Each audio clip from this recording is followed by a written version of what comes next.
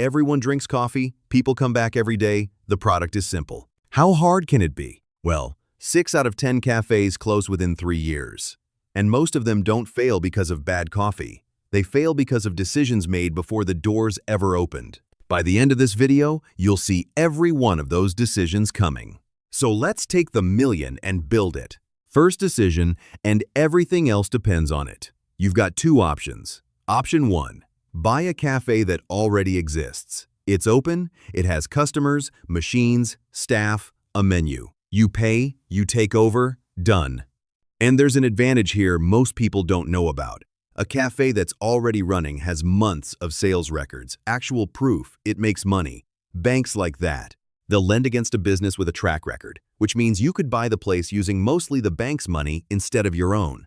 That's how experienced buyers do it. They don't empty their account, they put down a piece and finance the rest, and the cafe's own income covers the loan. But there's a downside. When you buy an existing cafe, you inherit everything, including the problems the seller didn't mention. The espresso machine that breaks down every other week, a lease with 2 years left, and a landlord planning to raise the rent. Regulars who like the old owner and stop showing up when you change the menu. You're not just buying a business, you're buying someone else's decisions. So we're going with option 2, building from scratch. More expensive, more risk, but it's yours from the first day. Before you think about coffee, you need to make the decision that matters more than anything else: location. And here's something that sounds like an exaggeration, but isn't. An average cafe on a busy corner will beat a great cafe on a quiet street every single time. Foot traffic is everything. Every person walking past your window sees your cafe for free. That's advertising you never have to pay for. So you start looking, and you find it. A raw retail space, bare concrete, no walls, no plumbing, nothing. But look at where it is. A subway exit on one side.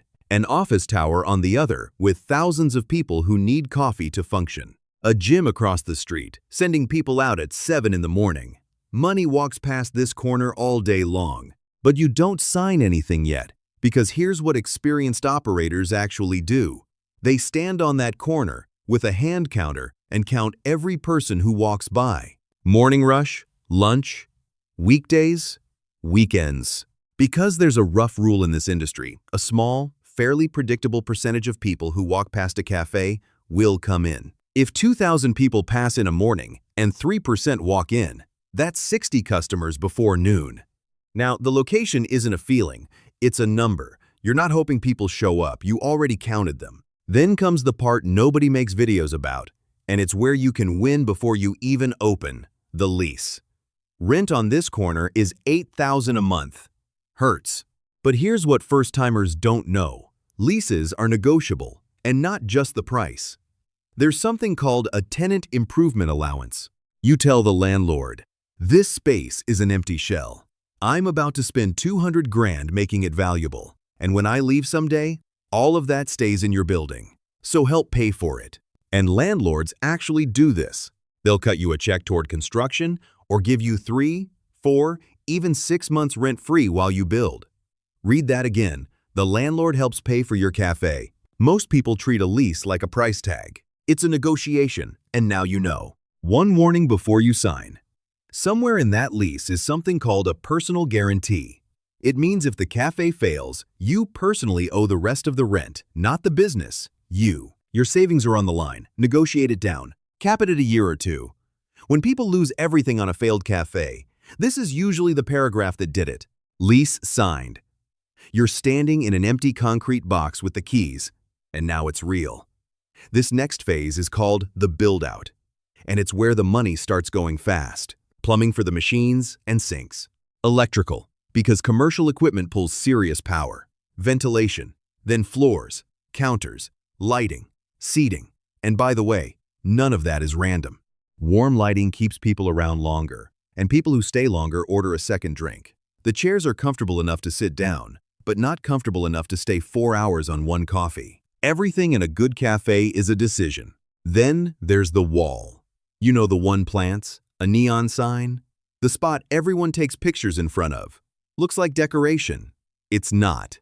Every photo taken there goes out to a few hundred people who trust that person way more than they'd trust an ad. Your customers become your marketing. That wall might be the best money in the whole building. Total for the build-out, somewhere between 150 and 250,000. And you still haven't sold anything. Now the equipment. The espresso machine is the most important purchase you'll make. A proper commercial one costs 15 to 25,000 on its own. Then grinders, fridges, an oven, a register system, and 100 small things you never considered, like needing a specific sink setup just to pass health inspection. But here's a move that separates smart owners from broke ones. Don't pay cash for all of it. Almost all of this equipment can be financed. Why hand over 50 grand today when you can pay a few hundred a month and keep that cash in the bank? Because here's the truth about why new businesses die. It's usually not the product. It's running out of cash before the business gets going. Cash in the account is what buys you time, and time is what you need most. While construction is happening, you're also dealing with permits, business license, food handling, health department, fire inspection, sign approval. None of it moves fast, and none of it cares about your opening date. This is why you see opening soon signs on windows for 4 months. Budget for the delay, because it's coming either way. But here's where you do something most owners never think of. While everyone else waits in silence, you've been posting the whole thing. The day you got the keys, the first wall going up, the espresso machine getting delivered. Your first attempt at latte art, which was honestly bad and you posted it anyway, and it got more comments than anything else. Because people don't follow perfect, they follow progress. For months, a few thousand people have been watching this cafe come together, and they feel like they're part of it. So, when you announce the opening date, there's a line outside before you unlock the door. Your marketing budget so far, 0. You didn't pay for customers. You built an audience, and an audience shows up. Doors open. Now you learn what this business really is, and the numbers go both ways. First, the part that's genuinely hard to believe. A latte costs you 50 to 80 cents to make. Beans, milk, cup, lid.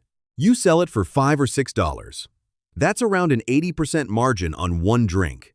Very few products you can legally sell make money like that. And here's a detail that surprises everyone. The milk costs more than the coffee. The actual espresso in your latte is a few cents of beans. The milk is the expensive part, which is why the oat milk upcharge exists. It's not greed. The carton just costs more. Now look at what's happening at the register. That pastry sitting next to it costs you $1 and sells for $4. It's there on purpose. A customer who already said yes to a $5 coffee doesn't think hard about a $4 croissant. The hard part was getting them in the door. Everything after that comes easy. Your menu is working on them too.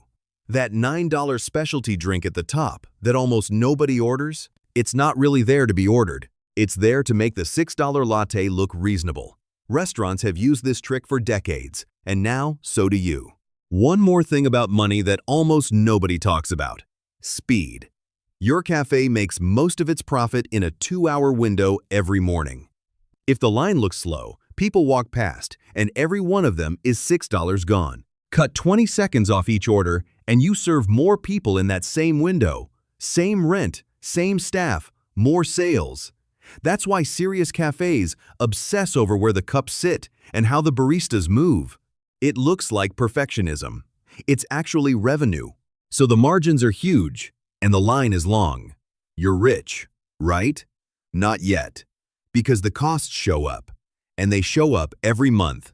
Forever. Rent $8 grand whether you sold 1 coffee or 1,000. Staff and payroll will quietly become your biggest cost. Bigger than rent, bigger than product. There's a rule operators live by. Your product cost plus your labor cost, the industry calls it prime cost, needs to stay under about 60% of sales. Go past that, and you're working 60-hour weeks to make nothing. Then, power, water, insurance, licenses, and card fees taking a few percent of every single tap. Milk expires. Pastries get thrown out at close. It adds up every single day. When everything's paid, a healthy cafe keeps about 10 to 15 cents of each dollar. Do $50,000 a month in sales, and that's a busy cafe you take home. Maybe 5 to 7 grand. That's real money. But it's not the machine you pictured, and now you know why cafe owners always look tired. Here's the number that decides whether any of this worked. Break even. The day the cafe has paid back everything you put in. For most cafes, that's 1 to 2 years away if they last that long. And the first year is brutal. One slow month, one bad review, construction blocking your street for 6 weeks, any of it can finish a cafe that's running on fumes. This is where the cash you didn't spend on equipment saves you. Most cafes that fail weren't bad cafes. They were decent cafes that ran out of money one bad month too soon. But let's say you make it through. Regulars come in, and the barista starts their order before they reach the counter. And this is the part that changes how you see the whole business. The coffee was never the product. The routine is. Once someone comes in 3 mornings in a row, you're part of their day, and people don't shop around for parts of their day. Do the math on one regular. $6 a day, 5 days a week, 50 weeks a year, that's $1,500 a year from one person, and they'll keep coming for years. Suddenly, the loyalty card makes sense. Buy 9, get 1 free. You're giving away 60 cents of ingredients to protect a $1,500 a year customer. That might be the cheapest customer retention in any industry. And once the cafe runs without you in it, every day, trained staff, a manager, everything written down so the quality doesn't depend on you personally, you've crossed the most important line in business. You don't own a job anymore, you own an asset. The second location is easier and cheaper than the first, because you already paid for every mistake once. 2 locations become 3. 3 become a name people know. And here's the last thing, the thing most first-time owners never realize. A profitable cafe isn't just monthly income. It can be sold usually for a multiple of its yearly profit. Every system you build and every regular you earn is quietly raising the price someone will pay for the whole thing one day. You're not just running a coffee shop. You're building something you can walk away from with a very large check.